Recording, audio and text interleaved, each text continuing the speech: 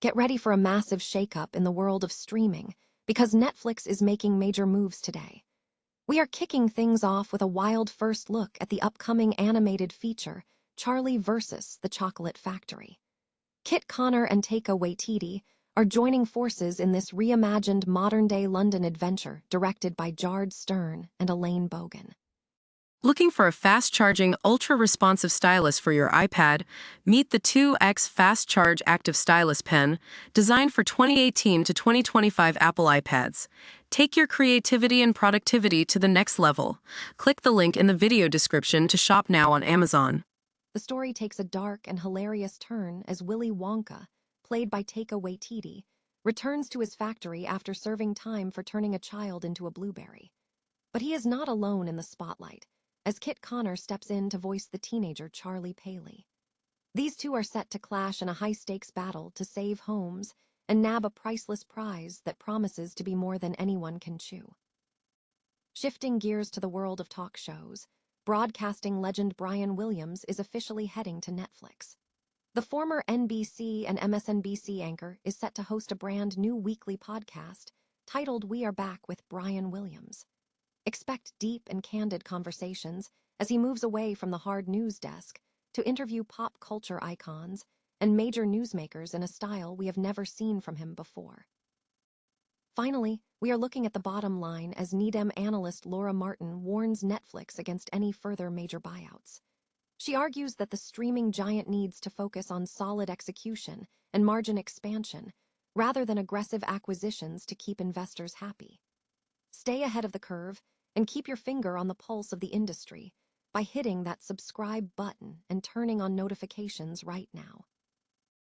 Ever wondered what happens when the sweetest man in the world becomes the most bitter man in London? Forget everything you thought you knew about Willy Wonka because Netflix is about to turn your childhood upside down.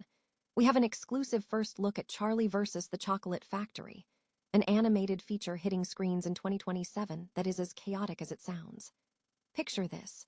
Willy Wonka, voiced by the eccentric Taika Waititi, is fresh out of prison. That is right, prison. His crime, accidentally turning a child into a giant blueberry. Talk about a sour deal. But after years behind bars, Wonka is back and ready to redeem his reputation in the concrete jungle of modern-day London. However, he is not the only one with a plan. Enter Charlie Paley, voiced by the talented Kit Connor. This isn't the wide-eyed kid from the books anymore. Charlie and his crew are facing eviction, and they have their sights set on the ultimate score, a priceless Wonka bar hidden deep inside that legendary, dangerous factory. It's a heist movie meets Roald Dahl-style madness, and honestly, it's about time we saw this world get a little bit grittier. Behind the camera, directors Jard Stern and Elaine Bogan are aiming for something deliciously unhinged, promising to honor the legacy of the original story while completely flipping the script for a new generation. With the backing of Sony Pictures Imageworks and the creative engine of Netflix, this feels less like a reboot and more like a fever dream we didn't know we needed. The real question is whether this rotten generation of kids can handle what happens when the factory walls start closing in. It's a bold direction for the franchise, but with a cast this sharp, I am officially counting down the days. What do you think? Is a criminal Wonka the hero we need, or is he just looking for more trouble? Let me know in the comments below, and don't forget to hit that subscribe button so you don't miss any updates on this sweet, sweet disaster. After all, life is better when things get a little bit unhinged. Ever wondered what happens when the lines between hero and villain get blurred in the most sugary way possible? Well, Netflix just dropped a bombshell on us, and it's going to flip everything you thought you knew about the world of Wonka. We finally have a first look at the upcoming animated film, Charlie vs. the Chocolate Factory, and let me tell you, the casting is absolutely inspired. Heartstopper star Kit Connor is stepping into the role of our protagonist, Charlie Paley. But wait, he isn't the wide-eyed kid we remember from the classic tales. He's a teenager now, and he's got a lot more on his mind than just candy. And who is playing the chocolatier himself? None other than the visionary Taika Waititi. Yes, the man behind Thor, Love and Thunder, is bringing a whole new, chaotic energy to Willy Wonka. Now here is the twist that really makes you go, wait, what? The story picks up years after that famous golden ticket contest. Turns out, Wonka has actually been cooling his heels in prison, not the chocolate kind, but the real deal, after that unfortunate turning a kid into a blueberry incident. Once he's out, he tries to get back to business, but he's met with a roadblock: Charlie and his crew. The kids are facing eviction, and they decide to break into the factory to steal a priceless Wonka bar to save their homes. It's essentially a heist movie meets pure imagination. It's a bold, gritty, and frankly hilarious take on a legendary story. You have to wonder, is this the evolution the Wonka universe actually needed? If you're as excited to see this clash of generations as I am, make sure to hit that subscribe button and let me know in the comments. Are you Team Wonka or Team Charlie?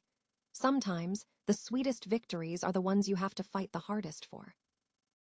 Ever wonder what happens when a titan of traditional news decides to ditch the teleprompter for the wild world of podcasting? Well, hold onto your headphones, because Brian Williams is officially making his comeback. The veteran anchor, known for his decades behind the desk at NBC and MSNBC, has just signed a deal with Netflix to host a brand new weekly series titled We're Back, with Brian Williams. It is a massive move for the streaming giant.